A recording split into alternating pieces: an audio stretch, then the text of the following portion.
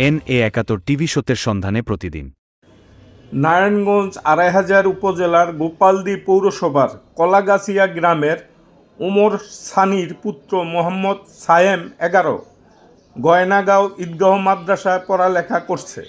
শনিবার ২৪ জানুয়ারি বিকালে মা শাহন আক্তার মাদ্রাসায় গিয়ে জানতে পারে ছেলেটি মাদ্রাসায় নাই।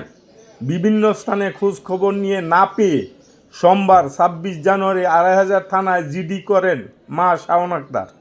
জিডি নং ১৩৩৬ তারিখ ২৬/১/২৬।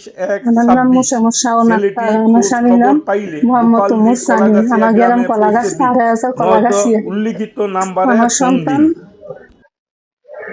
মাদ্রাসা থেকে হারাইয়া গেছে। আমি ৭:৩০টার সময় শনিবার সকাল ৭:৩০টার সময় আমি মাদ্রাসা নিয়ে দিয়ে আসছিলাম।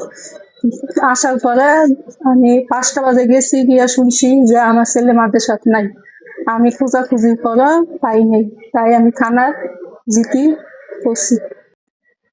আপনারা যদি কে আমার জালের ছেলের সন্তান চাইয়া থাকেন তাহলে যোগাযোগ করে। আজকে ৩-৪ দিন ধরে ভাইতাছি না। আপনাদের যদি মায়া লাগে তাইলে আপনারা একটু দয়া করে সবার মাধ্যমে সংবাদটা পৌঁছাই দিয়ে। আজকে ৩ দিন ধরে ছেলেটারে বাইরে কোনো খাওয়া লই কিছু করতেছে না। আপনারা দয়া করে একটু নিয়ে অসহায় বাদ দিক চাই, আপনারা একটু দেখছেন, খোঁজ খবর লয়েন সবাই।